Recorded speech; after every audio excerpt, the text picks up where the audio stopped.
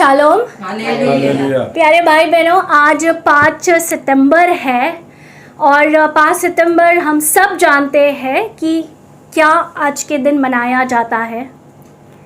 आज हमारे यहाँ पे भारत देश में टीचर्स डे करके हम ये दिन सेलिब्रेट करते हैं, शिक्षक दिवस। प्यारे भाई बहनों, शिक्षक टीचर हमारे सबके जीवन में बहुत अहम महत्वपूर्ण भूमिका वो निभाते हैं। आज सोचो, स्कूल में अगर हमारे टीचर्स हमको नहीं सिखाते तो शायद से जो हम आज है, जो शिक्षक लोग हैं, जो बोलते हैं डॉक्टर है, इंजीनियर है, टीचर है, या जो भी आप उनका प्रोफेशन बोल लो, टीचर के वजह से। वैसे ही प्यारे भाई बहनों, हमारे बीच में हमारे आत्मिक पिताजी हैं, हमारे गुरुजी हैं, कि सच में अगर आज उनका सच्चाई, उन्होंने अब तक जो शिक्षा हमको दिया, अगर वो हमको नहीं मिलता तो हम भी वही सड़ा हुआ जीवन, पाप में, वही पूरा दुख के साथ, शायद से बहुत सारे जन तो अभी तक आत्महत्या भी कर लेते थे। लेकिन प्रभु को धन्यवाद कि उनका शिक्षा के द्वारा अभी तक हम यहाँ तक आए हैं। प्रभु का अनुग्रह, प्रभु का धन्यवाद करेंगे और ख़ास करके हम सब मिलकर हमारे आत्मिक पिताजी के लिए, हमारे गुरुजी हैं, उनके लिए हम प्रार्थना करेंगे कि प्रभु उनको और उनका सेहत में प्रभु उनको तंदुरुस्ती देगा, प्रभु उनका और इस्तेमाल करेगा। ऐसे ही शिक्षक सिर्फ यहीं पे नहीं, YouTube के माध्यम से बहुत सारे लोगों तक ये सच्चाई पहुंचेगा करके हम लोग साथ में उनके लिए प्रार्थना करेंगे। इस समय खड़े हो जाएंगे और अपना दाया हाथ आगे बढ़ाते हुए हम उनके लिए प्रार्थना करेंगे साथ में मिलकर। धन्यवाद यीशु राजा, धन्यवाद परमेश्वर।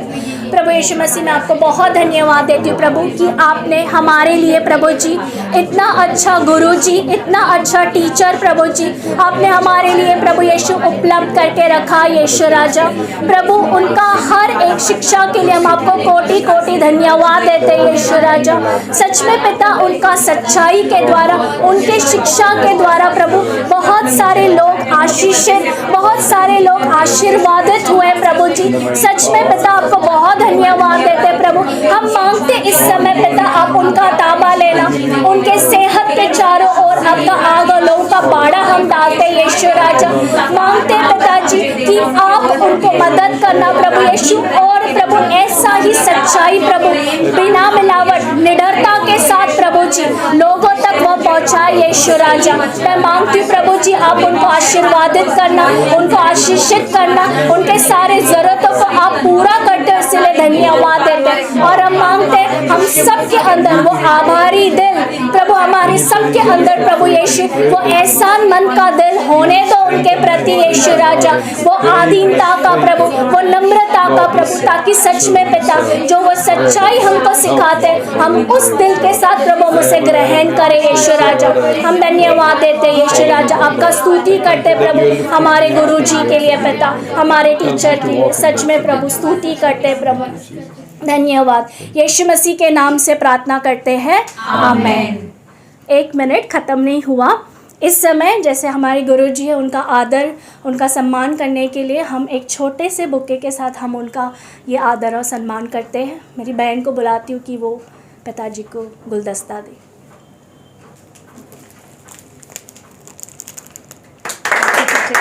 थैंक यू भाई बहनों, मैं बहुत धन्यवाद देता हूँ तुम्हारा प्रार्थना के लिए और शुभेच्छा के लिए। आज का दिन मुझे वो याद दिलाता है कि परमेश्वर ने एक बहुत बड़ा जिम्मेदारी मेरे ऊपर डाला है, जो उसका सच्चाई है वो तुम तक पहुंचने के लिए। पिछला 35 साल से काम कर रहा हूं मैं। परमेश्वर का ये सेवकाई जो है उसमें मैं ये परिश्रम कर रहा हूँ। प्रभु ने मुझे बहुत आशीर्वाद दिया, बहुत आशीष दिया, और इतना अच्छा परिवार ये किंगडम ऑफ गॉड चर्च में मुझे मिला, जो मेरा प्रेम करते हैं, मेरे लिए प्रार्थना करते हैं। और मेरा यही प्रार्थना है कि तुम सब लोग आगे बढ़े, ये वचन का, सच्चाई का आज्ञा पालन करते हुए। और मैं देखना चाहता हूँ कि तुम्हारा जीवन में ये ये समृद्धि है, उन्नति है और परमेश्वर का आशीर्वाद है। और मेरे लिए प्रार्थना करते रहना, क्योंकि जितना मैं थोड़ा सालों में बढ़ रहा हूँ, थोड़ा कम उम्र में बढ़ रहा हूँ, थोड़ा कमजोरी भी आ रहे, लेकिन अंत तक जो परमेश्वर का उद्देश्य उसने मुझे दिया वो पूरा करने के लिए मुझे उसका ताकत चाहिए, शक्ति चाहिए, अभिषेक चाहिए। और तुम्हारा प्रार्थना के लिए मैं बहुत धन्यवाद देता हूँ।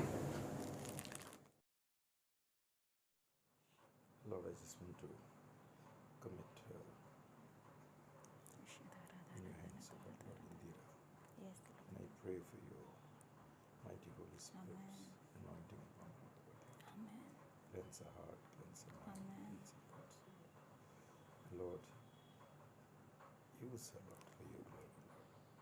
Give her the ability, Lord, the skill, the anointing, and the wisdom to share your word, Lord, with your people, Lord, so that your name will be glorified and people will be blessed and saved. In Jesus' name I pray.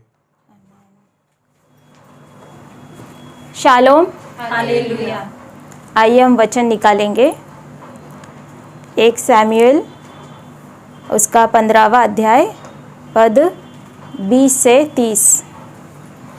1 Samuel 15, 20 to 30। 1 Samuel 15 पद 20 से 30 हम सब साथ में पढ़ेंगे।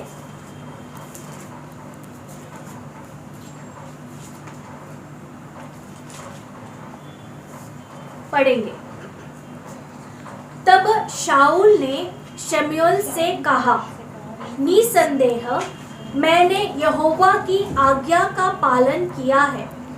यहोवा ने जिस विशेष कार्य को पूरा करने के लिए भेजा था उसके लिए मैं गया और अमालेक के राजा अगाग को पकड़ कर लाया हूँ, तथा मैंने अमालेकियों को शमूल नाश कर दिया है।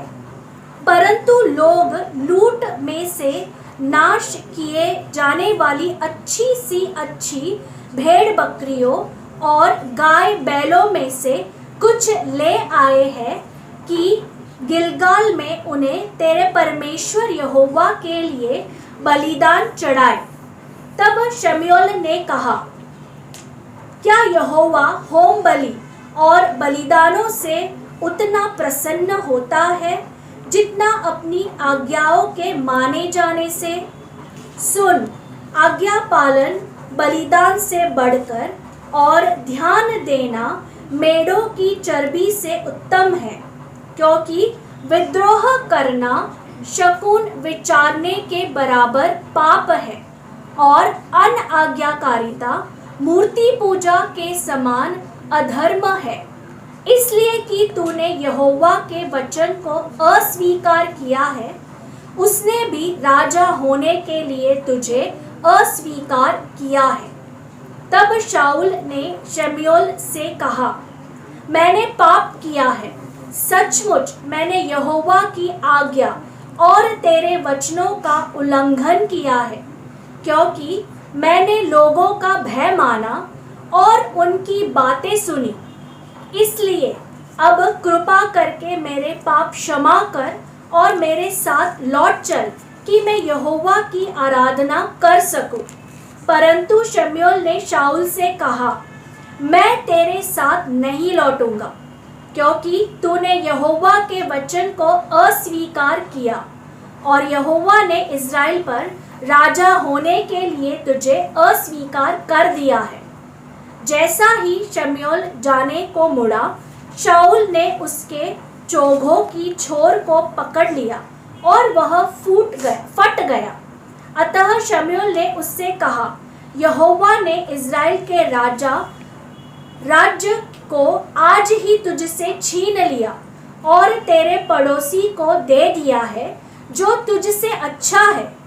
यह भी कि इस्राएल का महिमामय परमेश्वर ने झूठ बोलता न अपना मन बदलता है, क्योंकि वह मनुष्य नहीं कि वह अपना मन बदले। अतः उसने कहा, मैंने पाप किया है, परंतु इज़राइल और प्रजा के प्राचीनों के सामने तू कृपया अभी मेरा आदर करके मेरे साथ लौट, कि मैं तेरे परमेश्वर यहोवा की आराधना कर सकूं। प्रार्थना करेंगे। स्वर्गीय पिता परमेश्वर, मैं आपको बहुत धन्यवाद देती हूँ कि प्रभु आप एक पापा है और आपका हृदय में हमेशा प्रेम है। यीशु राजा, आप हमारी ओर एक प्रेम से देखते हो। आपका कृपा प्रभु आपका न्याय से बढ़कर है, आपका प्रेम आपका न्याय से बढ़कर है। पिता परमेश्वर, इस वक्त मैं प्रार्थना करती हूँ कि जैसे ये वचन हम लोग सीखेंगे प्रभु, यहाँ पर एक एक जन प्रभु जो संदेश ये वचन आपका सुन रहे हैं, बोझ लेकर दोषी भावना लेकर नहीं जाएंगे, पर प्रभु सच में आपका प्रेम, आपका क्षमा और प्रभु जी कृपा लेकर जाएंगे प्रभु, और वो भी आपका 100% प्रेम का अनुभव पाते हुए आपकी ओर प्रभु वफादार रहने का, आपका पहला प्रेम करने का निर्णय लेते हुए इधर जाएंगे प्रभु। ऐसा आज़ादी का काम पवित्र आत्मा हमारा बीच में करेगा, इसलिए मैं धन्यवाद देती हूँ यीशु राजा। प्रार्थना यीशु मसीह के नाम से करते हैं, आमेन। Shalom, hallelujah. आज हम लोग, जैसा हमने पिछले हफ्तों से कुछ हफ्तों से हम ये सीख रहे हैं, अलग अलग दरवाजे जिसके द्वारा शैतान को हमारा जीवन में कानूनी हक मिलता है हमला करने के लिए, हमको बंधन में रखने के लिए, उत्पीड़न लाने के लिए, और कईयों को तो ग्रस्त, दुष्ट आत्मा ग्रस्त करने के लिए हमने अलग अलग दरवाजे सीखे हैं। तो प्यारे भाई बहनों, पहला चीज़ तो ये है कि शैतान हमेशा कानूनी तौर से काम करता है। वो ऐसे ही किसी का जीवन में हमला नहीं करता है, ऐसा ही किसी का जीवन को उत्पीड़न नहीं लेकर आता है, ग्रस्त नहीं करता है। वो कानूनी, जब उसको एक कानूनी हक मिलता है तभी वो हमला करता है। अभी समझो कोई घर है और उस घर का जो मालिक है उसके पास कागजात है, डॉक्यूमेंट्स है, तो उसको कोई नहीं निकाल सकता क्योंकि कानूनी तौर से वो उसी का घर है। पर कोई और दूसरा बिना कागजात के, बिना डॉक्यूमेंट के वहाँ घुसा है तो उसको आसानी से निकाल देता है। तो ये शैतान जानता है कि मैं ऐसे ही नहीं घुसेगा, मैं उनको कानूनी जो हक है ना, जो वैध हक है, उसके अनुसार मैं घुसेगा ताकि कोई मुझे निकाल नहीं सकता है। पर प्यारे भाई बहनों, प्रभु ने जो भी कानूनी हक वो दिखाता है, जो हमने वो 4-5 दरवाजे हमने सीखे हैं, कोई भी कानूनी हक दिखाने दो, पर आज वो सारा दरवाज़ा बंद करने के लिए प्रभु यीशु के पास सामर्थ्य है, हमको क्षमा करते हुए, हमको माफ़ी देते हुए। तो हम आशा नहीं छोड़ेंगे, हम उम्मीद नहीं छोड़ेंगे। पर प्यारे भाई बहनों, जैसा आज हम ये दोहराने वाले हैं, तो इसका मतलब ये नहीं कि अभी हम हल्का रीति से, हल्का मन के साथ हम यहाँ बैठेंगे कि हम कितने हफ्तों से हम सीख रहे, हम ये सब जानते हैं। और जब भी ये सब जानते तो ये हम कहाँ जान रहे हैं, ये हमारा दिमाग में जानते हैं। और जो दिमाग में हम जानकारी लिया है, जो दिमाग का विश्वास है कि हाँ ये सही है, हाँ ये भी सही है, ये भी अच्छा लगा, वो भी अच्छा लगा, कितना अच्छा वचन था, ये सब दिमाग में। और दिमाग का विश्वास हमारा उद्धार नहीं कर सकता है, हमको बचा नहीं सकता है। तो आज फिर एक बार प्रभु हमको मौका दे रहा है कि जैसा हम ये सच्चाई दोहराने वाले हैं, तो हम प्रार्थना करेंगे, प्रार्थना कर पूर्वक हम यहाँ बैठेंगे कि ये सच्चाई पवित्र आत्मा हमारा हृदय में उतारो, एक एक सच्चाई का हमको प्रकाशन मिलने दो, ताकि हमारे अंदर सही रीति से एक पश्चाताप आए, वो पाप का क्षमा आए, क्षमा मांगने का दिल आए, ईश्वरीय शोक हो। और उसके बाद वाकई में जिनके अंदर ये ईश्वरीय शोक उत्पन्न होगा ना, वो सही पश्चाताप लाएगा और वही व्यक्ति प्रभु यीशु का प्रेम का अनुभव करेगा और वो और वो नया जन्म पाएगा। प्यारे भाई बहनों, सच में क्यों मैंने देखा है कि जब भी एक एक विषय, जैसे कि आज हमने हमारा पहला दरवाज़ा हमने सीखा था जो शैतान के लिए खुला है, वो है मूर्ति पूजा, बाहर का मूर्ति पूजा। हम फिर एक बार थोड़ा नज़र डालेंगे इस पर। यशाया 44 देखेंगे। हम निकालेंगे यशाया 44 का 13 से 20 तक पढ़ेंगे। आइजाया 44 13 to 20।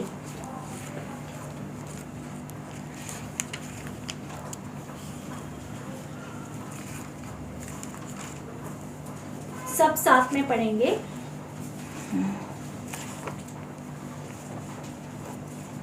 हम 13 से लेके 19 पद तक पढ़ेंगे।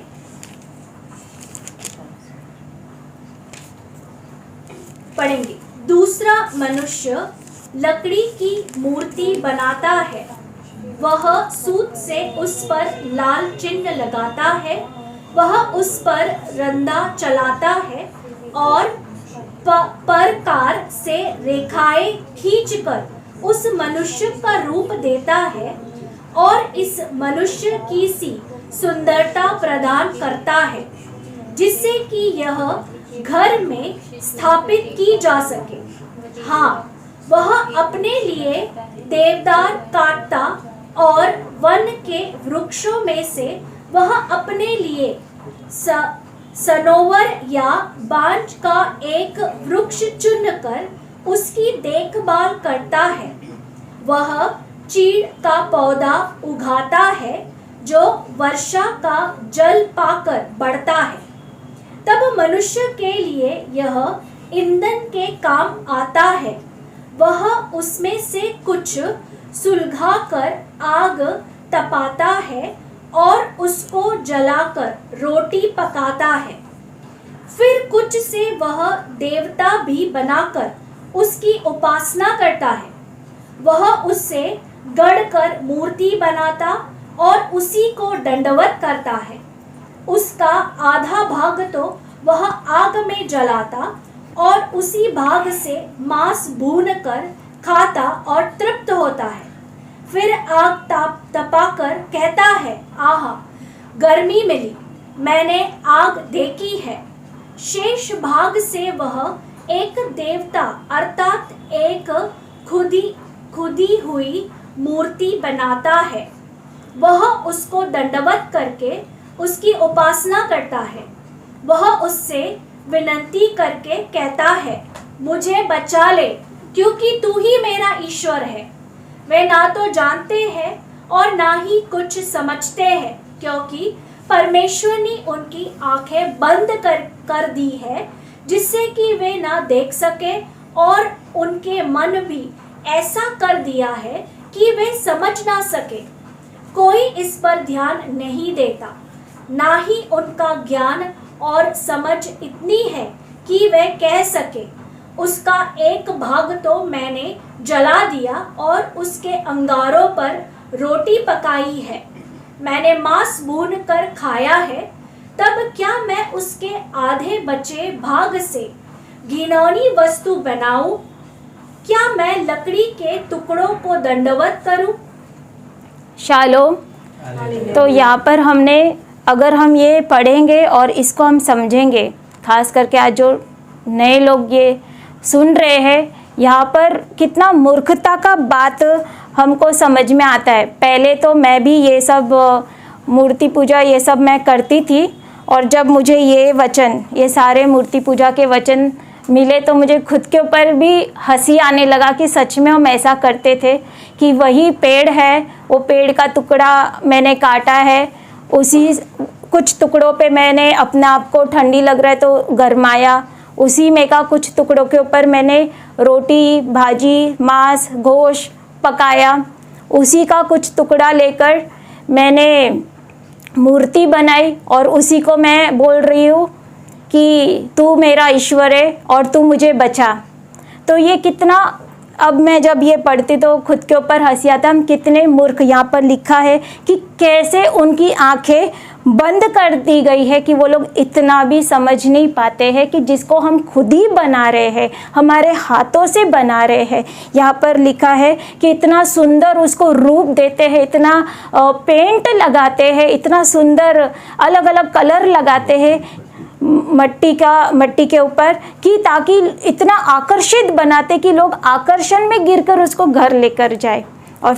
और जिसने बनाया है, बनाने वाला ही उसको बोलता है कि तू मेरा ईश्वर है। तो प्यारे भाई बहनों, यहाँ पे लिखा है घिनौनी बातें है, ये बिल्कुल व्यर्थ बात है। हमने पिछले हफ्ता भी कुछ हफ्तों पहले हमने सीखा था कि कैसा दंड मूर्ति पूजा का परमेश्वर हमको देता है। जो सच्चा परमेश्वर है, स्वर्ग का परमेश्वर है, उसको हम एक छोटा आकार, हमने उसका महिमा घटा दिया है।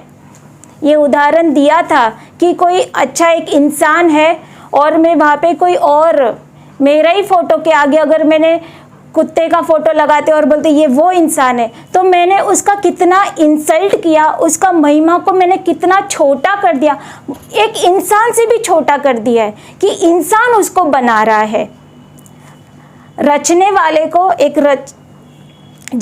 मैं रची गई हूँ, मैं परमेश्वर की रचना, और जिसने मुझे रचाया उसका फोटो मैं, उसका चित्र, उसको मैं बना रही हूँ। कितना महिमा हमने घटा दिया है। परमेश्वर कहता है कि उसका दंड, हमने सीखा है कि 4 पीढ़ी तक उसका नतीजा वो लोग भुगतेंगे। ये कितना भयानक दंड है। पर प्यारे भाई बहनों, मैं ये बोलना चाहती हूँ कि जब भी हम लोग ने ये सीखा था कुछ दिनों पहले, हमने कितना हल्का रीति से ये विषय को लिया था। क्यों हल्का रीति से लिया था? हम ऐसा हमारा पश्चाताप शुरू करते हैं, प्रभु मुझे क्षमा करो, तभी मैं जानती नहीं थी, बस वही हल्का हो जाता है। तभी से हमारा पश्चाताप हल्का हो जाता है कि मैं जानती नहीं थी, मुझे क्षमा करो। अभी आपको क्षमा करना पड़ेगा क्योंकि मैंने जानबूझ के तो नहीं किया, मैं तो जानती नहीं थी तभी मूर्ति पूजा किया। तो हम ये विषय को तभी से हल्का लेना शुरू करा, पर देखो उसका नतीजा, हमने हल्का रीति से लिया पर उसका नतीजा हम आज तक भुगत रहे हैं। और यदि हम इसको अभी भी गंभीरता से नहीं लेंगे तो हमारे आगे की और 4 पीढ़ी, आगे का पीढ़ी भी तक ये श्राप, ये दंड जाएगा। हल्का रीति से पश्चाताप करने की वजह से क्या हुआ? हमारे अंदर वो ईश्वरीय दुख आया ही नहीं जो हमको सही पश्चाताप और उसके बाद नया जन्म तक ले जा सके। प्यारे भाई बहनों, दूसरा चीज़ हम बोलते हैं अभी तो हम मूर्ति पूजा नहीं करते, ये भी हमने सीखा, पर प्रभु का वचन और एक बात पर जोर देता है, जो मूर्तियाँ हमारे हृदय में है, हमारा हृदय में जो हमारा अंदर का जो मूर्ति है, जो दिखता नहीं है, जिसका आकार नहीं है, प्यारे भाई बहनों, वो है हमारा स्वयं। मूर्ति पूजा किसको कहते हैं? भले ही हमने बाहर का मूर्तियाँ छोड़ दिया है पूजा करने के लिए, पर हमने सीखा है मूर्ति पूजा किसको कहते हैं? जिसका हम प्रभु यीशु से ज़्यादा प्रेम करते हैं, वो चीज़ हमारा केंद्र स्थान है, उसी को प्रसन्न करने के लिए हम जी रहे हैं, उसी पर इतना भरोसा है कि हम उसी को प्रसन्न करने के लिए जी रहे, और इतना हद तक कि मैंने प्रभु यीशु को भी क्या किया है? दूसरा स्थान दिया है। इसे कहते हैं मूर्ति पूजा, कि दूसरा स्थान परमेश्वर, बाद में पहला जिसको मैंने केंद्र स्थान बनाया है, जिसको मैं अभी, मेरा हमेशा ध्यान उस पर है कि मैं उसी को प्रसन्न करते हुए जीऊँ। हर एक चीज़ मैं उसी के लिए करती हूँ, हर एक निर्णय मैं वही चीज़ के लिए करती हूँ। अभी वो केंद्र स्थान वाला चीज़ क्या है? वो है हमारा स्वयं, हमारा केंद्र स्थान, वही है हमारा स्वयं। हम कुछ भी करेंगे, हम माँ बाप का प्रेम क्यों करते हैं? क्योंकि हमारा स्वयं उससे खुश होता है, कुछ तो फ़ायदा मिलता है। एक पत्नी पति का प्रेम क्यों करती है? फिर एक बार स्वयं कुछ तो फ़ायदा है। हर एक रिश्तों का हम दुनिया में इसलिए प्रेम करते हैं क्योंकि उसमें स्वार्थ है और हमारा स्वयं का लालसा पूरा होता है। हम नौकरी क्यों चुनते हैं? कितना मेरा स्वयं उससे खुश होगा, उस हिसाब से हम नौकरी चुनते हैं। हम किस प्रकार का पढ़ाई चुनते हैं जिसमें मेरा स्वयं प्रसन्न होगा। हम शादी डेफिनेटली बहुत बार कैसा शादी चुनते हैं, कैसा लड़का या लड़की चुनते हैं जो हमारा स्वयं को भाता है। कितने लोग होंगे इधर, कभी प्रभु यीशु को पूछा नहीं होगा, पर जो हमारा स्वयं को पसंद आया, मेरा स्वयं को भा गया, हम उसी से शादी करते। तो हमारा आप देखो, बीच में केंद्र में स्वयं है और उसके आजू बाजू इर्द गिर्द हम चाहते कि हर एक चीज़ ये स्वयं को लाड करे। हमारे रिश्तेदार, हमारा नौकरी, हमारा पढ़ाई, हमारा शादी, हर एक चीज़ में हम चाहते कि हमारा स्वयं को इतना लाड मिले। तो अभी आप बताओ प्यारे भाई बहनों, हमारा जीवन में सबसे बड़ा मूर्ति पूजा किसका हो रहा है? स्वयं का हो रहा है। तो जैसा हम ये आज हम घटना हम पढ़े हैं, उसमें हम और थोड़ा गहराई से हम सीखेंगे शमूएल का।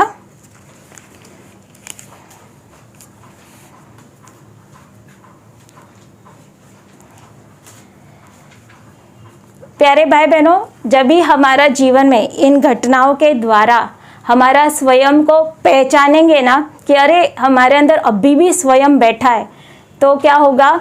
हमारा ट्यूबलाइट पेटेगा, ट्यूबलाइट जलेगा कि अरे मेरा नया जन्म नहीं हुआ है, मेरा जीवन बदला ही नहीं, इतना सारा स्वयं की बातें मेरा जीवन में कार्य कर रहा है। तो इसलिए प्यारे भाई बहनों कि हम चौकन्ना रहते हुए एक एक चीज़ को हम यहाँ परखेंगे। ये जो शाऊल राजा, यहाँ घटना क्या हुआ है कि परमेश्वर ने शाऊल राजा, जो पहला राजा था इज़राइलियों का, परमेश्वर ने आज्ञा दिया था कि तुम अमालेकियों के ऊपर तू हमला कर और उनका पूरा सत्यानाश कर। यहाँ पे कारण बताया है कि क्यों, पूरी तरह से सत्यानाश कर। पर ये क्या करता है, जो भी मिले उनका, अमालेकियों का हर एक चीज़ को तू कंप्लीटली सत्यानाश कर, पूरी तरह से नाश कर दे, कुछ भी मत रख छोड़ना। तो इस तरह से ये शाऊल राजा अमालेकियों के ऊपर हमला करता है और उसके बाद क्या होता है, परमेश्वर ने इधर कहा कि हर एक चीज़ का पूरी तरह से नाश कर देना।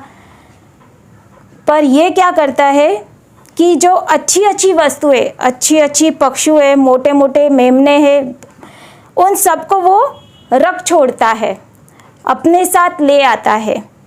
तो यहाँ पर उसके बाद जब भी शमूएल नबी को ये पता चलता है, वो उधर आता है शाऊल को पूछने के लिए, तभी वो यहाँ पे देखो प्यारे भाई बहनों, उसका स्वयं का बातें हम देखेंगे, कैसे हमको मालूम पड़ता है कि ये शाऊल के अंदर स्वयं काम कर रहा है। 21 में वो बोलता है, 20 में, निसंदेह मैंने यहोवा की बात मानकर जिधर यहोवा ने मुझे भेजा उधर चला और अमालेकियों के राजा को ले आया हूँ और अमालेकियों का सत्यानाश किया है। परंतु प्रजा के लोग लूट में भेड़ बकरियां गाय बैल अर्थात नष्ट होने की उत्तम उत्तम वस्तुओं को गिलगाल में तेरे परमेश्वर के लिए बलि चढ़ाने को ले आए।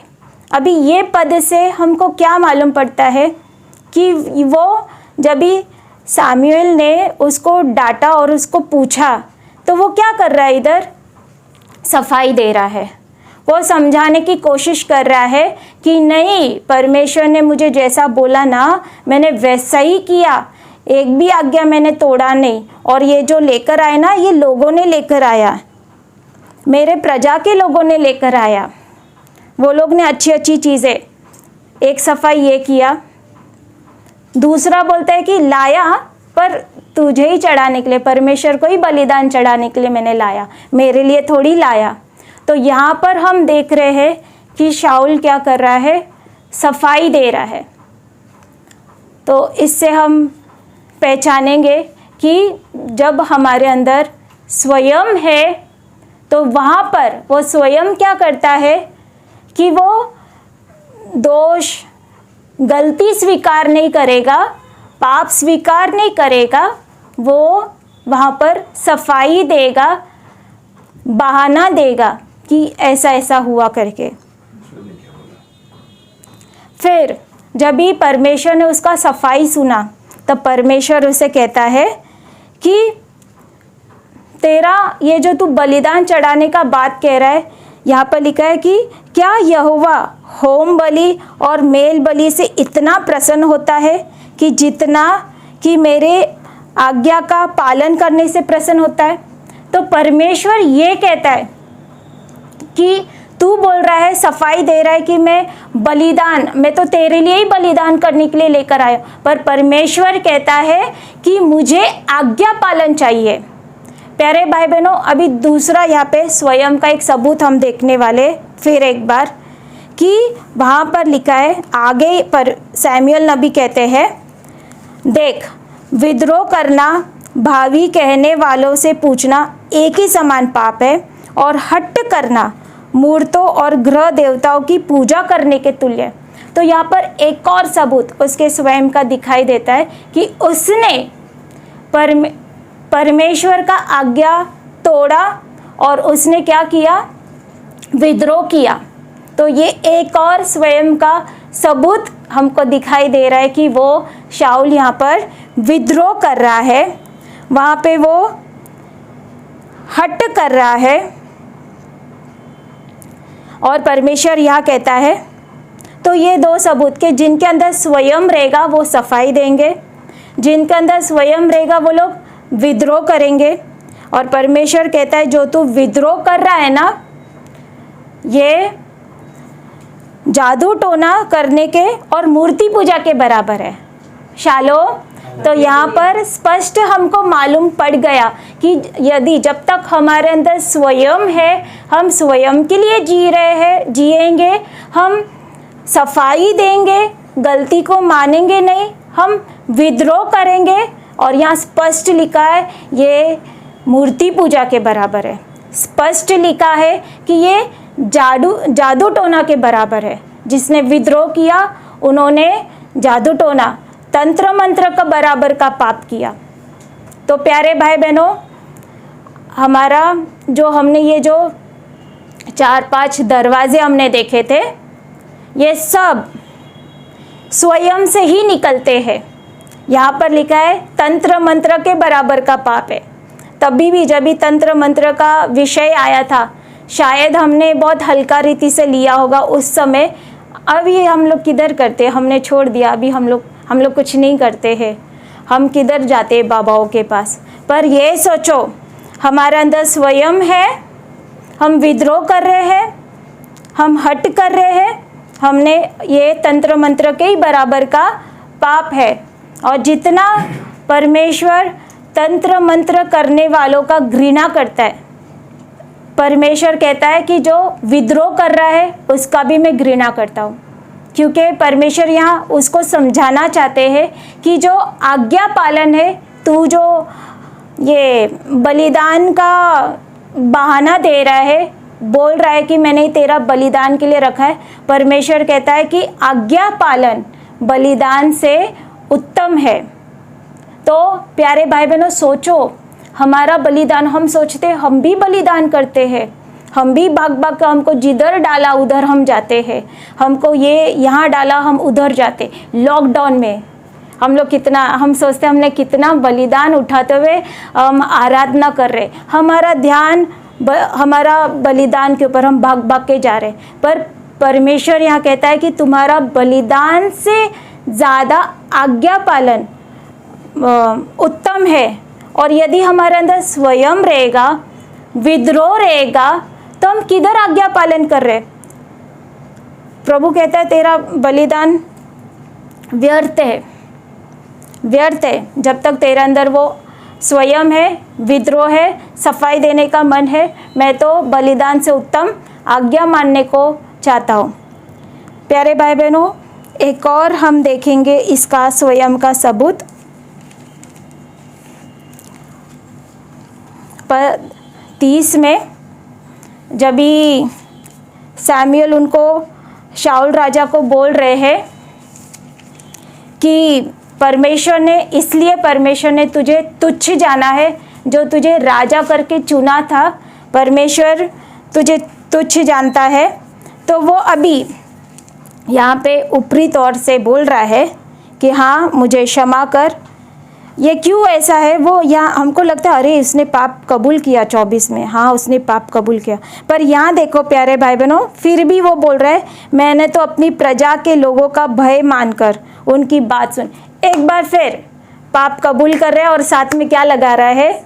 सफाई लगा रहा है कि मैं तेरे वो प्रजा के लोगों का डर के वजह से मैंने ऐसा किया। तो फिर उसके बाद जब भी सैमुअल लौटने को रहते हैं तभी, हाँ उससे पहले सैमुअल उनको जब भी वो लौटने को रहता है तो शाऊल उसके कपड़े पकड़ता है कि तू चल, ऐसा मेरा इंसल्ट मत कर, आजा वो बलिदान चढ़ाने के लिए। तो जैसा उनके हाथ से वो सैमुअल का कपड़ा फटता है, तभी वो एक उसे श्राप देता है कि तेरा भी राज्य 2 टुकड़ों में फट जाएगा। फिर भी अभी हम एक स्वयं का बात देखेंगे 30 में। उसने कहा मैंने तो पाप किया, तो भी मेरी प्रजा के पुरनियों और इज़राइल के सामने मेरा आदर कर और मेरे साथ लौट कि तेरे परमेश्वर यहोवा का दंडवत करूं। यहाँ पर क्या स्वयं दिख रहा है? तू डांट रहा है ना, डांटना 4 दीवारी के अंदर, अकेले में जो बोलना है बोलो, जो श्राप देना है, मैंने जो गलती किया अकेले में बोलो। ये मेरी प्रजा सुन रही है, इधर मेरे पुरनिये जो प्राचीन लोग हैं इज़राइल के वो भी सुन रहे हैं, सारा इज़राइल सुन रहा है, तो उनके सामने मत डांट, उनके सामने मेरा आदर कर।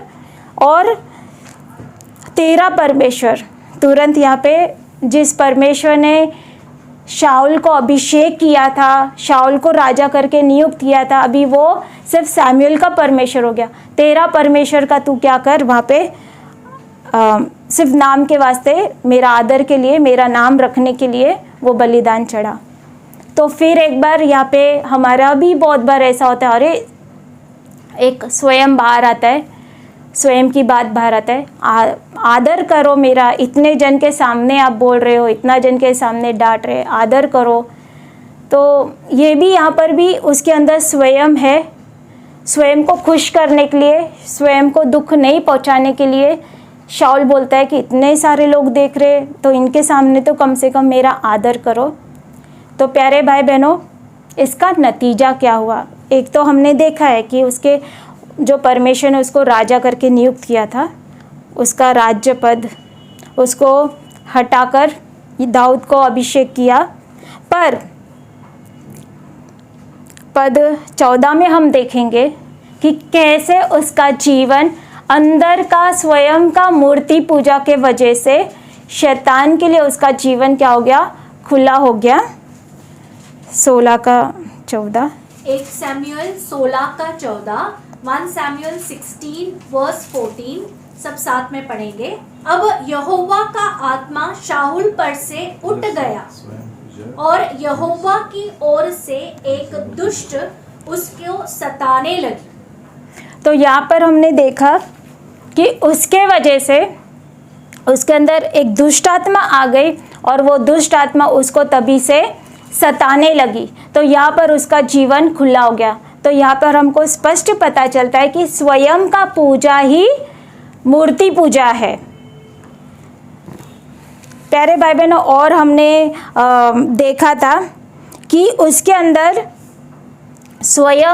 स्वयं जो अंदर का मूर्ति पूजा है, यही स्वयं ही बाकी का दूसरा पाप को क्या करता है? पैदा करता है। दूसरा, स्वयं, हमने पिछले हफ्ते भी ये सीखा था कि जो हमारा स्वयं मतलब इर्मया में जैसा बहन भी बोल रही थी कि वो असाध्य रोग है, वो उसके अंदर लालसाएं है, लोभ है। तो हमने एक वचन पिछले हफ्ते कई दिनों पहले देखा था, हम देखेंगे एफएसी 5 का 5 और 6। एफिशियंस 5 and 6, एफिसी 5 और 6 पढ़ेंगे सब साथ।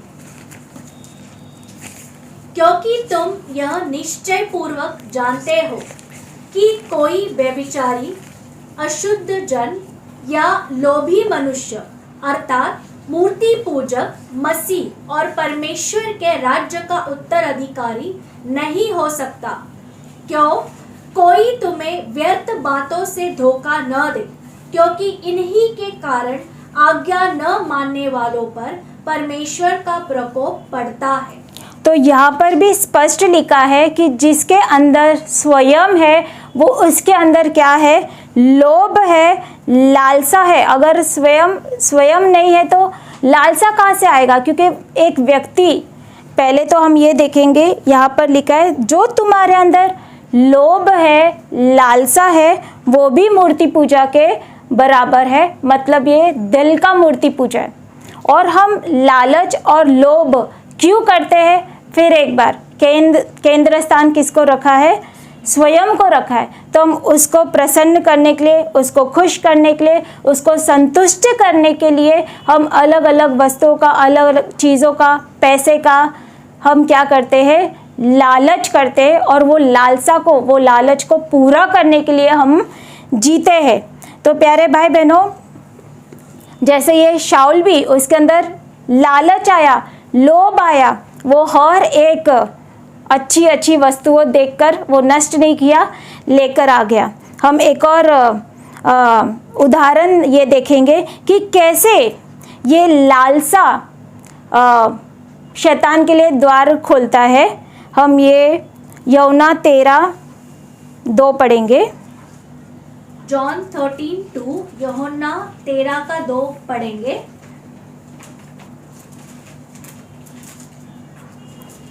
सब साथ में। और भोजन के समय जब शैतान पहले ही से शिमोन के पुत्र यहूदा इस्करियोती के मन में यह डाल चुका था कि वह उसे धोखे से पकड़वाए। 27 पद 27।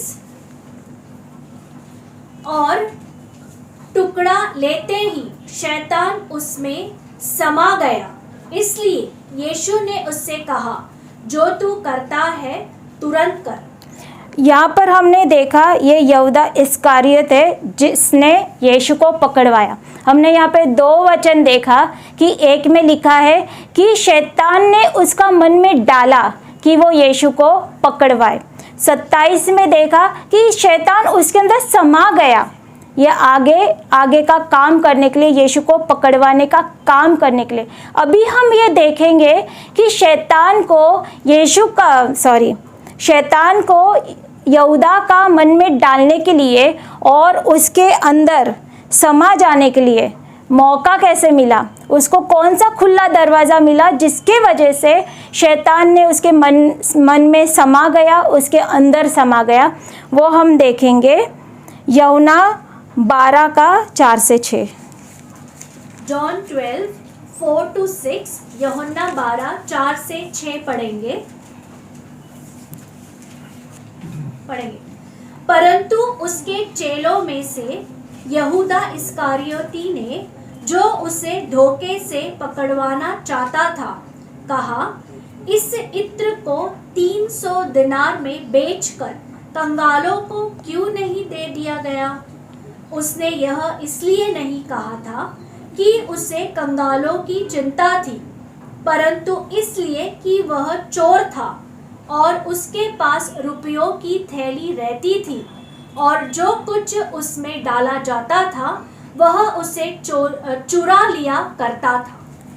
तो प्यारे भाई बहनों, यहाँ हमको उसका खुला दरवाज़ा मिलता है कि उसके अंदर जो पहले ये मैं घटना बता देती हूँ, ये क्या है कि एक स्त्री वहाँ पर मरियम जो जटामासी का जो इत्र का पात्र है वो लाई थी और वो यीशु के पैरों के ऊपर डाला और उसे अपने बालों से पोंछने लगी। तो यहाँ पर ये टिप्पणी देता है, कमेंट पास करता है कि अरे ये इतना महंगा इत्र, कम से कम ये 300 दीनार का है, तो ये क्यों इतना यहाँ पे फोड़ के यीशु का चरणों में मल के क्यों वेस्ट किया, इसका बर्बादी क्यों किया। यदि इसको बेचते तो 300 दीनार मिलता और हम ये कंगालों को बांट देते थे। पर यहाँ पर स्पष्ट लिखा है कि उसने ऐसा क्यों कहा, क्योंकि वो चोर था, उसके अंदर पैसे का लालच था और जो पैसे का थैली उसके पास रहता था और वो हमेशा उसमें से निकाल लेता था पैसा। तो वो यही सोचता था कि अरे 300 दिनार मेरे हाथ में आते थे। तो यह हमने देखा कि उसके अंदर पैसे का लालच है, पैसे का लोभ था। वो ये लालच के वजह से वो उस थैली में से चुराता था, हमेशा जो चांस मिलता था वो उसमें से पैसे चुराता था। तो इस गुप्त पाप ने यीशु को मालूम होगा, बाकी के शायद दूसरे शिष्यों को नहीं मालूम था, पर यही गुप्त पाप के वजह से उसके अंदर जो लोभ था, उसके वजह से वही लालसा को शैतान ने उसी लोभ का फ़ायदा उठाया और वही लोभ का फ़ायदा उठाते हुए वही लालच का उसको परीक्षा लेकर आया कि तेरे को 30 दिनार मिलेंगे, बेच दे यीशु को, चांदी के सिक्के मिलेंगे, बेच दे। वही लालसा का, वही लोभ का फ़ायदा उठाया और दरवाज़ा खुला था, वो सावधान नहीं हुआ, उसके बाद भी शैतान उसके अंदर समा गया। तो ये स्पष्ट उदाहरण है कि अगर हमारे अंदर लोभ है तो ये शैतान के लिए दरवाज़ा हमारा खुला करता है। हम देखेंगे हमारा जीवन में हम किधर किधर लोभी, पैसे का लालच का हम जीवन जीते, उसके लिए हम काम की जगह झूठ बोलने के लिए तैयार है। अगर वहाँ का ये पैसा संभालने के लिए हमको काम दिया है, वहाँ का लेन देन का हिसाब किताब का हमको वहाँ जिम्मेदारी दिया है, तो कितना पैसा हम हमारा जेब में डाल देते हैं। वहाँ का अकाउंट हमको दिया है तो कितना हम वहाँ का हिसाब में या गड़बड़ कर देते हैं। झूठ बोलना पड़े तो भी हम झूठ बोलने के लिए तैयार है। दशवांश है, हम मालूम नहीं है हम कितना वहाँ पे चुरा के हम डालते हैं। तो ये सारा हमारा जीवन दो लोग अच्छे से देखते हैं, एक है परमेश्वर और एक है शैतान। प्यारे भाई बहनों, प्रभु यीशु का जीवन ना बाकी के सारे लोगों के सामने समझो वो लोग ने बदनामी किया रहेगा, ये तो पेटू है, ये पापियों, पर उसका जीवन परमेश्वर के सामने और शैतान के सामने निष्कलंक था। वहाँ पे गवाही सिद्ध था, इसलिए वो शैतान को हरा पाया। पर आज हमको लगता है ये मेरा काम की जगह कोई नहीं देखता है। मेरे अंदर जो लालच है, मैं चुपके से कहीं मैं घर का काम करती हूँ, मैं झाड़ू मार रही हूँ, वहाँ मुझे कुछ अच्छी चीज़ें दिख गई है, वो भी मैं उठा के मेरा बैग में डाल लेती हूँ, मेरा पिशवी में डाल लेती हूँ। कोई नहीं देख रहा, ये दो लोग जरूर देख रहे हैं। परमेश्वर भी देख रहा है, शैतान भी देख रहा है। और शैतान इतना खुश होता है कि हाँ तू मेरी बेटी है, तेरे को कभी छुटकारा, मैं तेरे को छोड़ेगा नहीं, तेरे को ऐसे ही बंधन में रखेगा। तेरे अंदर तो मेरे को लीगल राइट मिल गया तेरा जीवन में काम करने के लिए, क्योंकि मैं देखा तू तेरा लालच को, जो तेरा स्वयं है, कितना उसको पूरा करने के लिए तू जी रही है। और हम इधर आकर फिर बोलते प्रभु मुझे क्षमा करो, मुझ पर दया करो। हम आगे बढ़ेंगे। तीसरा दरवाज़ा हमने देखा था, हमारे अंदर जब अक्षमा रहता है, कड़वाहट रहता है, तो ये भी हमारा जीवन में शैतान के लिए दरवाज़ा खुला करता है। यदि आपने पहले हमको ये वचन मिला था इफिसी 4 में कि शैतान को अवसर ना दो, वहाँ पे उसके ही पहले यहाँ लिखा है क्रोध मत करो, तुम्हारा चाल चलन ऐसा रहे, तुम आपस में बैर भाव मत करो, झगड़ा मत करो। तो जब ही वहाँ पर लिखा है कि शैतान को अवसर ना दो, और उधर ही उसके बाद ये लिखा है कि तुम ऐसा करोगे तो शैतान को मौका मिलेगा, सूर्य अस्त होने से पहले तुम्हारा गुस्सा ठंडा हो जाए, नहीं तो शैतान को मौका मिलेगा। प्यारे भाई बहनों, हमने सीखा है जब हमारे अंदर अक्षमा है, कड़वाहट है, तभी शैतान को हमको बंधन में रखने के लिए, उत्पीड़न में डालने के लिए उसको मौका मिलता है। हम कुछ वचन देखेंगे, एक बार वो वाला वचन हम देखेंगे, मत्ती 18 का एक पद हम पढ़ेंगे, फिर एक बार हमारा याद के लिए 18 का 35, मैथ्यू 18:35, मत्ती 18 का 35 पद पढ़ेंगे।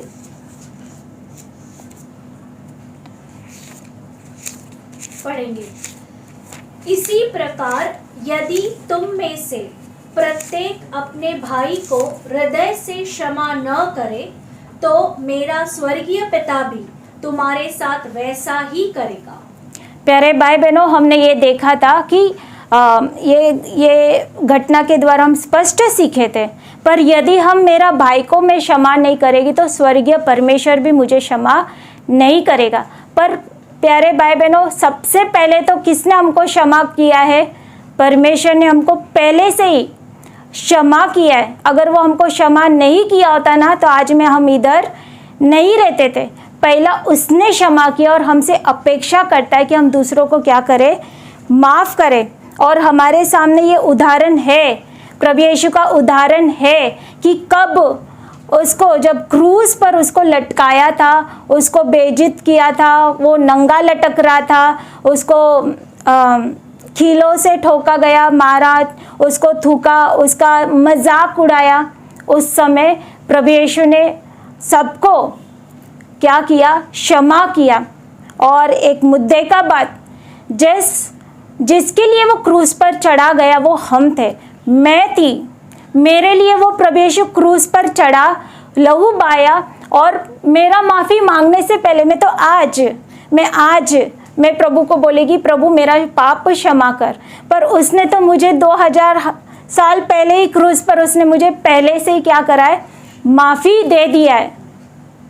तो प्यारे भाई बहनों, क्यों फिर हम दूसरों के लिए अक्षमा, नफरत, कड़वाहट लेकर रखें? इसका जो बुरा परिणाम होगा वो हम देखेंगे। मत्ती 25 का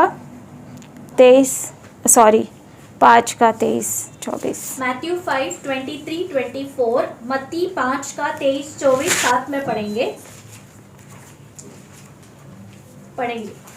इसलिए यदि तू अपनी भेंट वेदी पर लाए और वहां तुझे स्मरण आए कि मेरे भाई को मुझसे कोई शिकायत है, तो अपनी भेंट वेदी के सामने छोड़ दे और जाकर पहले अपने भाई से मेल कर ले और तब आकर अपनी भेंट चढ़ा। कितना बड़ा नुकसान प्यारे भाई बहनों यहाँ पर हो रहा है कि हम हर दिन, हमको लगता है हम उठे हैं, हम रविवार को आ रहे हैं, हम आराधना कर रहे हैं, अच्छे से अच्छा नया से नया गाना गा रहे हैं, हम ये आराधना में शामिल हो रहे हैं। पर सोचो प्यारे भाई बहनों, अगर मेरे अंदर किसी के लिए कड़वाहट है, नफरत है, तो क्या मेरा आराधना, यहाँ पे लिखा है तू तेरा आराधना बंद कर, यहाँ पे स्पष्ट लिखा है आराधना बंद कर, उधर ही छोड़ तेरा भेंट, तेरा स्तुति का भेंट जो भी है उधर ही छोड़, और पहले क्या कर, जिसके साथ तेरा कड़वाहट है, तेरा भाई के अंदर कुछ ये है, अक्षमा है, कड़वाहट है, तो तू उसको पहले जाकर क्या कर? मेल मिलाप कर। तो मतलब इतने सालों का आराधना हमारा क्या हो गया? व्यर्थ हो गया। इतना हम जो साप्ताहिक सभा करते हैं, एक आराधना का मन से बैठते, व्यर्थ।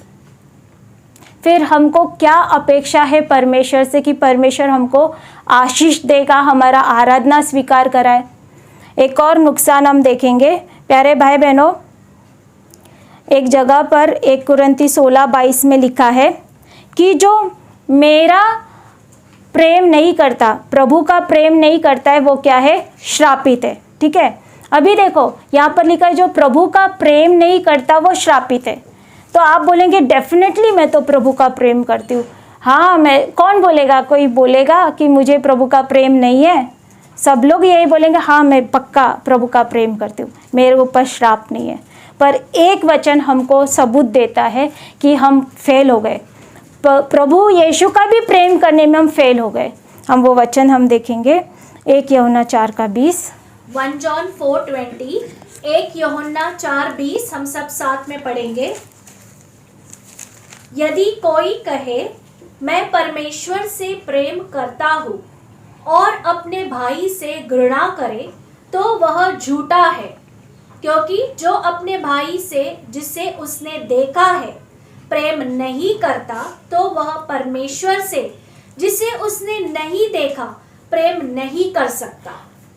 तो प्यारे भाई बहनों, ये वचन स्पष्ट हमको बताता है कि यदि मैं जो दिखता है, जो मुझे बहन दिख रही है, जो मुझे भाई दिख रहे, जो दिख रहे, अगर मैं उनका प्रेम नहीं कर रही हूँ, उनकी ओर मेरे अंदर कड़वाहट है, नफरत है, अक्षमा है, तो प्यारे भाई बहनों, परमेश्वर यह कहता है अगर जो भाई बहन तुझे दिखता है उसका प्रेम तुम नहीं कर पाते हो, तो जो परमेश्वर तुमको नहीं दिखता है उसका प्रेम तुम करते हो क्या?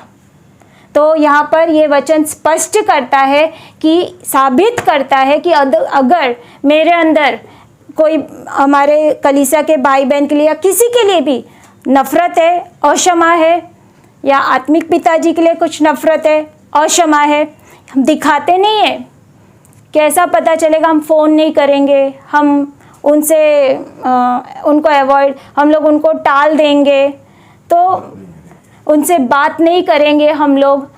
तो ये स्पष्ट दिखाता है कि हमारे अंदर वो भाई बहन या आत्मिक पिताजी के लिए प्रेम नहीं है। और प्रभु फिर ये हम कुरंती में क्या कहता है, 1 कुरंती 16:22 में कहता है जो यीशु का प्रेम नहीं करेगा वो श्रापित है। मतलब मैंने भाई बहन का प्रेम नहीं करने के वजह से, इसका मतलब मैंने परमेश्वर का प्रेम नहीं किया, और परमेश्वर का मैं प्रेम नहीं कर रही हूँ करके इसलिए मेरे ऊपर क्या है? श्राप है। लाया ना श्राप हमने हमारे ऊपर, प्यारे भाई बहनों। तो जो श्रापित व्यक्ति है, आप बोलो वो कैसे शैतान से छूट सकता है? डेफिनेटली शैतान को ये मिलेगा, कानूनी हक मिलेगा कि ये व्यक्ति तो श्रापित है, इसका जीवन में मुझे पूरा हक है इसको सताने के लिए, उत्पीड़न लाने के लिए, इसका नाश करने के लिए, क्योंकि ये व्यक्ति श्राप का भागीदार है। जय मसीह की। तो प्यारे भाई बहनों, इस तरह से हमारा जीवन खुला होता है। और एक और चीज़, ये हमारे अंदर हम क्यों कड़वाहट रखते, क्यों क्षमा है, क्यों हम लोग बुरा मानते? क्योंकि फिर एक बार केंद्र स्थान स्वयं, हमारा बुरा किसको लगता है? स्वयं को लगता है। कि कौन दुखी हो जाता है? चोट किसको लगता है? स्वयं को लगता है। और ये अक्षमा, ये कड़वाहट इसलिए क्योंकि हमारे अंदर स्वयं है। प्यारे भाई बहनों, हमने देखा था कि हमारा हृदय कैसा अधिक धोखादायक है। तो ये क्या करता है ना, ये स्वयं इतना गंदा चीज़ है ना, मैं बोलती हूँ, ये ऐसा करता है कि जहाँ कुछ नहीं है वहाँ पे वो हमको धोखादायक का बात बताता है, कड़वाहट बताता है। उदाहरण समझो, हम लोग सभा छूटा है और हम सबको जय मसीह की कर रहे, बाई मिस्टेक अनजाने में किसी से हाथ मिलाना रह गया, स्वयं क्या बोलेगा? देख तेरे को जय मसीह की किया नहीं, शुरू हो गया स्वयं वहाँ पे बात करने को शुरू हो गया, देख जय मसीह की नहीं किया, लगता कुछ तो है। या मेरा कुछ पर्सनल कुछ प्रॉब्लम हो गया सभा में और मैं किसी को कान में कुछ मैं बोल रही हूँ, ऐसा मेरा मदद करो ना, ये प्रॉब्लम, तो दूसरी बहन मेरे ही बारे में बात कर रही है, कान में बोल रही, मतलब कौन बात कर रहा है उधर? स्वयं बात कर रहा है। और ये स्वयं क्या करता है ना, हर एक चीज़ गलती दिखाता है। घर में समझो माँ सब बच्चों के लिए बिछाती है, बिछौना तकिया वगैरह रखती है, किसी एक के लिए तकिया नहीं रखा, वो बेटा क्या बोले? हाँ मेरा प्रेम नहीं करती है। कौन बात कर रहा है? स्वयं बात कर रहा है, मेरा प्रेम नहीं करती। यही सारे बच्चों का, वो मम्मी इतना सारा काम कर रही है और बाय मिस्टेक एक तकिया रखने को भूल गए, समझो अनजाने में, वहाँ पर भी स्वयं। मतलब क्या है ना, ये स्वयं इस तरह से हमारे अंदर बैठा है ना कि वो समझो मैंने पीला चश्मा पहना तो सारी दुनिया पीली दिखेगी, तो दुनिया का मिस्टेक नहीं है, वो लोगों का मिस्टेक नहीं कि सब लोग पीले हैं। मैंने पीला चश्मा पहना है तो मुझे सब पीला दिखता है। मेरे अंदर ये धोखादायक स्वयं है तो मेरे को हर एक चीज़ स्वयं गलत दिखेगा, धोखादायक दिखेगा कि ये भी तेरे साथ धोखा कर रहा है, वो भी तेरे साथ धोखा कर रही है, ये भी तेरे को चीटिंग कर रहा है, वो भी तेरे पीछे कुछ। क्यों? क्योंकि धोखादायक दिल इधर है, उधर नहीं है। प्रॉब्लम दुनिया में नहीं है, पहले प्रॉब्लम हमारे अंदर है। हम चश्मा हटा देंगे तो हमको सब सही दिखेगा, सबसे पहला चीज़ तो प्यारे भाई बहन। तो हमारे अंदर वो जो स्वयं बैठा है वही कड़वाहट और ये नफ़रत अक्षमा लेकर आता है, और जहाँ कुछ नहीं है वहाँ पे मांड के बता दे, देख कितना नफ़रत करता है ये भाई, ये बहन तेरी और कैसा है। तो प्यारे भाई बहनों, हम समझेंगे, हम ये इसलिए हमको इसका मतलब क्या है कि जब तक हमारे अंदर स्वयं है, हम किधर भी चले जाए, हम वहाँ पर हमको हर एक चीज़ गलत ही दिखेगा, हमको कुछ भी सही नहीं दिखेगा। हम काम की जगह भी टिकेंगे नहीं, वो उधर ऐसा ऐसा, उधर ऐसा ऐसा, वहाँ प्रॉब्लम नहीं है, प्रॉब्लम इधर है। ये कलीसिया में यहाँ पे बहन ऐसी है, चलो तेरे को बदल के उधर, अरे वो ऐसी है। प्रॉब्लम लोगों में नहीं है, सबसे पहला प्रॉब्लम हमारे अंदर है, हमारा जो स्वयं का प्रॉब्लम है प्यारे भाई बहन। इसलिए प्रभु कहता है कि मैं तेरा हृदय को क्या करेगा, तेरा स्वयं का हमने सीखा है, इसलिए ये जो गंदा स्वयं से भरा हुआ हृदय है, धोखादायक हृदय, वो मैं निकाल कर तेरे को एक अच्छा शुद्ध मन में देना चाहता हूँ। हमारे पास उदाहरण ये है प्रभु यीशु का, है ना। हमारे अंदर जो स्वयं है वो हमेशा दोष लगाने वाला ही काम करेगा, ये ऐसा है, वो ऐसा है। हमने पिछले हफ्ते ये सीखा था, आबेल का खून के बारे में सीखा था, पर ये एक अलग रीति से एक जगह पे लिखता है कि आबेल का खून से प्रभु यीशु का खून उत्तम है। क्यों? आबेल का खून क्या बोलता था? प्रभु केन ने मारा, न्याय चुका, शिकायत कर रहा था, केन ने मारा, न्याय चुका, परमेश्वर केन ने मारा, मेरा न्याय चुका, शिकायत कर रहा था। ये खून कहाँ से आया है? आदम हवा से आया है। आबेल का खून आदम से आया है, और जब भी आदम ने पाप किया तभी से उसके अंदर ये स्वयं शैतान का स्वभाव, जूना मनुष्य आ गया। तो ये हमेशा शिकायत ही करेगा, प्रभु देख इसने ऐसा किया, प्रभु देख उसने ऐसा किया, कुछ कर। हम वो भी नहीं करते, हम डायरेक्ट, वो मर गया था शायद इसलिए दोहाई दे रहा था, हम जिंदा है तो हम खुद बदला लेने के लिए निकल जाते हैं, हम रिएक्ट करते हैं। और वहाँ पे लिखा है यीशु का खून उत्तम है। क्यों? यीशु ने क्या किया? उसने क्षमा किया, उसने शिकायत भी नहीं किया, उसने बदला भी नहीं लिया। तो प्यारे भाई बहनों, यीशु का खून उत्तम है, वो हमको क्षमा करता है, और खुद यीशु हमको नया हृदय देने वाला, खुद प्रभु यीशु हमारे अंदर नया मनुष्य हमारे अंदर आना चाहता है, ताकि हर एक चीज़ बदल जाए। उस आगे बढ़ हम देखेंगे प्यारे भाई बहनों, हम लोग तंत्र मंत्र जो हम देख रहे थे, हमने देखा कि परमेश्वर ने बोला कि तंत्र मंत्र से मैं घृणा करता हूँ और इन लोगों को मैं क्या करना चाहता हूँ? नाश। फिर एक बार हमको लगता है हम किधर तंत्र मंत्र करते, हम किधर क्या कर रहे हैं।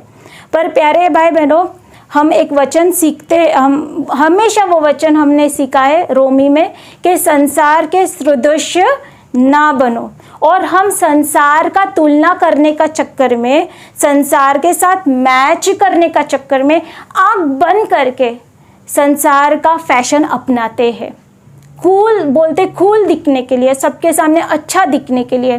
वो लोग जैसा टैटो बना रहे, हम भी वही करेंगे, हम भी टैटो बनाएंगे। प्यारे भाई बहनों, हमने सीखा ये देह पवित्र आत्मा का मंदिर है, तो हम यहाँ टैटो बना सकते। ये तंत्र मंत्र हम टैटो लेकर आते इधर।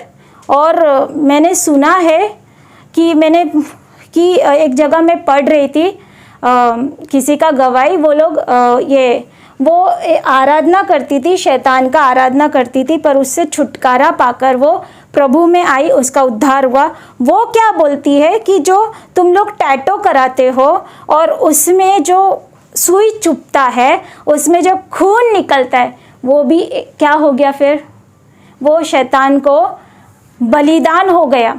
तो हम अनजाने में संसार का फैशन अपनाने के चक्कर में, संसार के सदृश बनने का चक्कर में हम शैतान का आराधना कर रहे, हम तंत्र मंत्र का भागी हो रहे।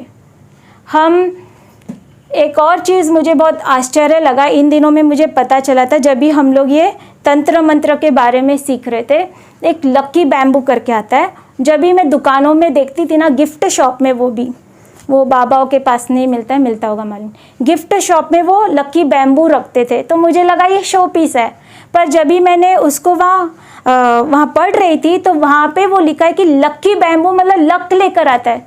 फिर एक बार हम हमारा घर से नारियल हटा देंगे, हम हमारा घर से मिर्ची नींबू हटा देंगे, हम हमारे घर से जो काली गुड़िया वो हटा देंगे, पर हम अभी शैतान भी तो ये हो रहा है ना, एडवांस हो रहा है ना।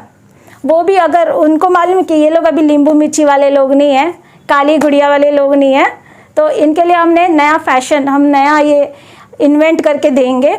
तो जो गिफ्ट शॉप में मिलता है लक्की बैम्बू, वो लेकर आते। हम जब भी घूमने को जाते हमको लगता है अरे मैंने एक एंटिक पीस लाया, एक राजा का मूर्ति लाया। वहाँ घूमने हम लोग गए थे फलाना जगह पे, वहाँ से ये चीज़ लाया। मैं वहाँ फलाना जगह पे गई थी, छोटा पिरामिड लाया। तो शैतान ने भी बदल दिया। अभी उनको मालूम है ये लोग इसमें काली गुड़िया में इसमें फंसने वाले नहीं है, नींबू मिर्ची में फंसने वाले नहीं है, तो उसने भी हमारे लिए प्रोडक्ट बदल दिया है। और हम लोग फैशन का चक्कर में ये सारा चीज़ क्या करते हैं, लेकर आते हैं, क्योंकि मालूम है शैतान सिंह के साथ आएगा तो थोड़ी ना हम लोग उसको लेंगे। तो उसने भी अच्छा रूप धारण करके हमारा जीवन में एंट्री करता है। जवान बच्चे लोग आँख बंद करके, जहाँ पे ये भूत का हड्डी वाला, ऐसी बहुत सारे चीज़ों का चित्र वाला टी शर्ट पहन लेते हैं। क्यों? क्योंकि हम संसार के सदृश बनना चाहते। और मैंने क्या करा, लीगल राइट दे दिया शैतान को मेरा जीवन में, हमारा जीवन में काम करने के लिए। प्यारे भाई बहन, बहुत सारी चीज़ें फैशनेबल, ऐसे ऐसे फैशन की चीज़ें आई है जिसके अंदर शैतान का चिन्ह है, उल्टा क्रॉस का ईयरिंग रहते हैं, गले का बहुत सारा चीज़, ब्रेसलेट हम सोचते फैशन है और हम ले आते, शैतान को ही घर में ले आते साक्षात। प्यारे भाई बहन, और शैतान के लिए दरवाज़ा खुला। वो लाफिंग बुद्धा एक है, हमको लगता है वो भी एक शो पीस है, आपने देखा होगा, पर वो भी एक लक के वजह से वो लोग, हमने देखा रहेगा बहुत सारा दुकानों में और होटल में, हर जगह पर वो रहता है। हमको लगता है शो पीस है, वो शो पीस नहीं है। ये इसके द्वारा भी शैतान को हमारा जीवन में काम करने को ये मिलता है। अभी आप बोलेंगे चीज़ों के द्वारा कैसे? हमने पिछले हफ्ते एक वचन पढ़ा था पौलुस का, कि वहाँ पे लिखा था कि जो रुमाल पौलुस को छूकर बीमारियों के ऊपर डालते थे वो बीमार चंगा होता था। जो कपड़ा पौलुस को छूकर दुष्ट आत्मा के ग्रस्त लोगों के ऊपर, बीमारी कोड़ी लोगों के ऊपर डालते थे, वो ठीक होता था। तो अगर ये चीज़ें परमेश्वर का सामर्थ्य ला सकती है, तो ऐसी चीज़ें शैतान का बंधन नहीं ला सकती है क्या? तो इन सारे चीज़ों से हमने क्या होना है, सावधान रहना है, और हमने शैतान को अवसर नहीं देना है। हमने लास्ट बंधन हमने ये देखा था व्यभिचार का। प्यारे भाई बहनों, हमको बाइबल में मालूम है एक प्रसिद्ध व्यक्ति जिसने व्यभिचार का पाप किया, वो है दाऊद। और जब भी व्यभिचार का पाप को छिपाने का था, तो वो व्यभिचार का पाप को छिपाने के चक्कर में उसने खून का पाप भी किया। मुझे खून से याद आया कि जिनके लिए अक्षमा रखते हैं, कड़वाहट रखते हैं, प्रभु का वचन कहता है कि वो लोग कौन है? खूनी है। 1 यूहन्ना आप लिख के रखो, 1 यूहन्ना 3:16 में है, 15 में है शायद, कि जो ये नफरत करता है वो खूनी है। तो प्यारे भाई बहनों, एक खूनी का जीवन में शैतान काम नहीं करेगा क्या? नफरत करना, अक्षमा रखना, कड़वाहट रखना, एक दुश्मनी रखना, एक भाई से बैर रखना खून के बराबर है। वो खूनी है तो ज़रूर वो खूनी किधर जाने वाले? नरक में। तो वहाँ नरक में क्यों? शैतान बोलता है आज ही तेरा ज़िंदगी में नरक बनाता हूँ, रुक। हम लोग जैसा व्यभिचार का देख रहे थे, दाऊद ने ये पाप छिपाने के लिए खून का पाप किया। अभी यहाँ पर मुद्दे का बात ये है, और उसका नतीजा क्या आया? जो बच्चा पैदा हुआ था व्यभिचार से, परमेश्वर ने उसको मार दिया। तो प्यारे भाई बहनों, कुछ भी हम जो व्यभिचार का पाप परमेश्वर को घृणा है और उसका सज़ा है, पर मुद्दे का बात यह है, हम देखेंगे भजन संहिता 51 का 5 हम देखेंगे। भजन संहिता 51 का 5 पढ़ेंगे। साम्स 51:5। देख, मैं पाप के साथ उत्पन्न हुआ और पाप के साथ अपनी माता के गर्भ में पड़ा। प्यारे भाई बहनों, यहाँ पे ये दाऊद एक मुद्दे का बात कहता है। उसने भले ही ये व्यभिचार का पाप किया, वो छिपाने के लिए उसने खून किया, और आज भी लोग व्यभिचार का पाप करते हैं, और फिर व्यभिचार छिपाने के लिए जो बच्चे को भी गिरा देते, गर्भपात करते। पर प्यारे भाई बहनों, यहाँ पर मुद्दा ये है कि वो पहचान गया कि मैं ये पाप में गिरने का कारण क्या है। आज प्यारे भाई बहनों, आप लोगों ने दिल का मूर्ति पूजा, स्वयं की वजह से लोभ, स्वयं की वजह से कड़वाहट, सुनते मुझे लगता है आपके ऊपर एक बोझ सा लग रहा है। तो प्रभु क्या कहता है कि बोझ से दबे हुए लोगों मेरे पास आओ। तो ज़रूर लगने दो, सबसे पहले तो लगने दो, हमको ये बोझ लगने दो, स्वयं का पाप का एक बोझ लगने दो कि ये स्वयं के वजह से कितना मैं लोभी हूँ, स्वयं के वजह से कितना मैं कड़वाहट से भरा हूँ, स्वयं के वजह से कितना मैं नफ़रत है, ये है व्यभिचार है, गर्भपात मैंने किया स्वयं को प्रसन्न करने के लिए। लगने दो बोझ, तभी तो हम मांगेंगे प्रभु ये बोझ हटाओ, और हम यीशु के पास आएंगे। तो प्यारे भाई बहनों, ये बोझ का कारण आज यहाँ पर वो कहता है कि मैं दुष्टता का पाप के साथ क्या हुआ है, मैं पैदा हुआ है। यहाँ पे रहस्य बता रहा है कि हर एक जन जो हम ये अलग अलग पाप कर रहे हैं, ये नफ़रत है, कड़वाहट है, जो ये स्वयं है, ये स्वयं का दिल के साथ ही हम पैदा हुए हैं। आदम और हवा का जो पाप में गिरने के बाद जो शैतान का स्वभाव उनके अंदर आया, हम उनके बच्चे के बच्चे वही स्वभाव के साथ हम पैदा हुए हैं। तो आगे वो पश्चाताप करता है। तो हम क्या करते हैं ना, व्यभिचार का टॉपिक है, प्रभु मुझे क्षमा करो, व्यभिचार किया था, इसका टॉपिक है, प्रभु मुझे क्षमा करो इसका। पर प्यारे भाई बहनों, आज हमने इसका जड़ की ओर हमने ये करना है, पश्चाताप करना है, जैसे कि ये दाऊद करता है पद 9 में। पढ़ेंगे पद 9 वर्स 9। अपना मुख मेरे पापों की ओर से फिरा ले और मेरे सब पापों को मिटा डाल। तो प्यारे भाई बहनों, वो कबूल करता है कि हाँ, मेरे अंदर स्वयं 5 में कि मैं ये स्वयं के साथ ही पैदा हुआ था, अब मुझे भी ये पाप से मुझे क्या कर, क्षमा कर। और अभी उसका उपाय भी वहाँ पे पवित्र आत्मा के द्वारा वो बोलता है। पद 10 वर्स 10 पद 10 पढ़ेंगे। हे परमेश्वर, मुझ में शुद्ध हृदय उत्पन्न कर और मेरे भीतर स्थिर आत्मा फिर से जागृत कर। शालोम। यहाँ पर स्पष्ट वो कहता है ये प्रॉब्लम तो मेरा सड़ा हुआ हृदय का ही है। ये जो इर्मिया 17 का 9-10, ये प्रॉब्लम मेरा स्वयं का जो स्वयं से भरा हुआ हृदय, इसका ये प्रॉब्लम है। तो मैं इससे तभी छुटकारा मुझे मिल सकता है। कड़वाहट होने दो, व्यभिचार होने दो, अक्षमा होने दो, लोभ होने दो। मुझे तभी छुटकारा मिलेगा जब मेरे अंदर ये हृदय निकाल कर प्रभु मेरे अंदर एक नया हृदय रचाएगा। जो हमने पिछले हफ्ते एजिकेल में देखा था, वहाँ यही बात हमने देखा था कि परमेश्वर हमको प्रतिज्ञा देता है। जब ये बोझ सुनते सुनते सुनते इतना बोझ हमारे ऊपर अभी लग रहा है ना, ये बोझ लेकर हम यीशु के पास आएंगे और जब हम इसका हमारा स्वयं का हृदय का हम पश्चाताप करेंगे, हल्का रीति से नहीं, जब ये ईश्वरीय दुख के साथ रहेगा कि कंटाला रहेगा सच में, और जब मैं इसके साथ नहीं निपटेगी ना, तो गारंटी नहीं है कि आज के बाद आप पाप नहीं करेंगे, आप करते ही रहेंगे। क्योंकि अंदर शैतान बैठा है, अंदर स्वयं का शैतान का स्वभाव बैठा है, तो वो कहाँ आपको नीतिमत्वता के मार्गों पे चलने के लिए, अच्छा रास्ते पे चलने के लिए देगा। आप करेंगे ही करेंगे। तो ये समझ गया वो, मैं वे विचार आगे भी करते ही रहेगा। लगता है प्रभु मेरे अंदर से ये दिल निकाल, ये स्वयं का हृदय निकाल और मेरे अंदर एक शुद्ध मन, एक शुद्ध स्थिर आत्मा मेरे अंदर तू दे। तो एजिकेल का वचन हम याद करते हुए हम आज घुटना टेकेंगे, हमारा बोझ, स्वयं का बोझ के साथ यीशु के सामने। प्रभु कहते हैं आओ, यही बोझ के बारे में प्रभु कह रहा है, आओ यही बोझ लेकर मेरे पास आओ। मैं ये बोझ हटा लिया है। किधर हटा लिया है?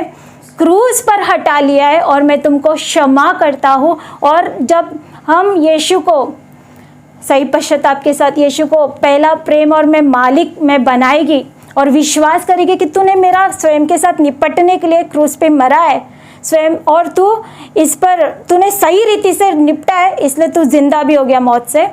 तो आज तू मेरे जीवन का मालिक है, मेरा पहला प्रेम है, और ये बोझ को तू हटा। प्रभु आपका जीवन में ये दिल का ऑपरेशन करेगा और हमको ये सारा प्रॉब्लम से, जड़ से छुटकारा मिलेगा, और शैतान का जो बंधन, उत्पीड़न, उससे भी छुटकारा मिलेगा। प्रभु यीशु आपको आशीष दे।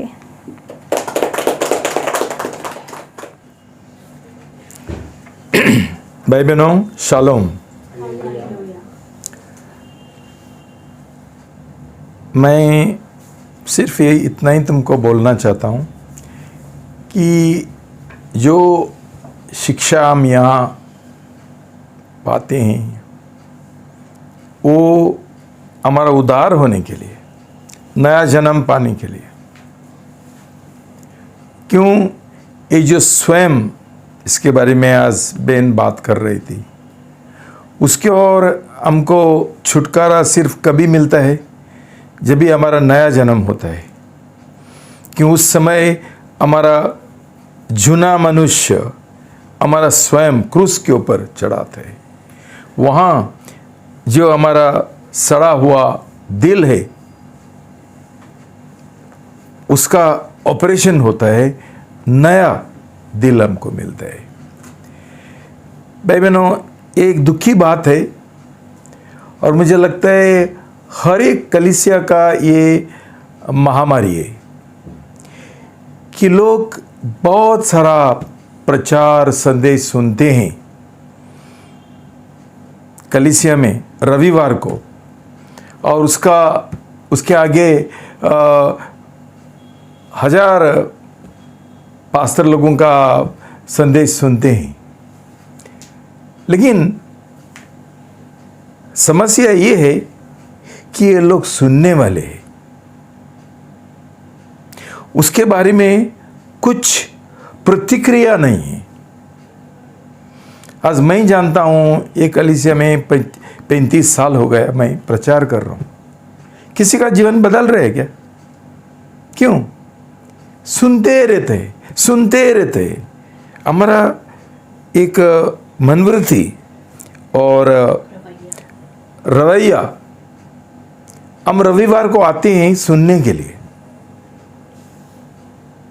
और जैसा बहन बोलती थी प्रभु क्षमा करो, लेकिन ये पाप से हमको छुटकारा मिलने के लिए हम क्या कदम उठाते हैं? कुछ नहीं। हमारा सिर्फ एक ये है, हम ऑब्जर्व करते हैं, देखते हैं। आज पास्टर का जो ये है संदेश है बहुत अच्छा था, उधर बहुत अच्छा पॉइंट्स था, और ये मुझे छुआ वो छुआ। उसके बाद फिर भी प्रभु को धन्यवाद, हमारा कलीसिया में हम वही रविवार का संदेश हम पूरा हफ्ता में हम उसका पढ़ाई करते हैं और उसके और मनन करते हैं, लेकिन वो कितना कार्य में डालते हैं वो महत्वपूर्ण है। देखो भाई बहनों, जब ये हम डॉक्टर के पास जाते हैं और डॉक्टर हमको बोलता है तुझे कैंसर है, हम हंसते नहीं हैं, हम घबरा जाते हैं।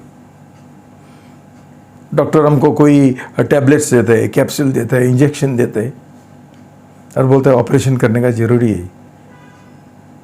हमें हल्का रूप से नहीं लेते, लेकिन जब तक ऑपरेशन नहीं होगा, ये व्यक्ति का इलाज नहीं होता है, वो ठीक नहीं होगा।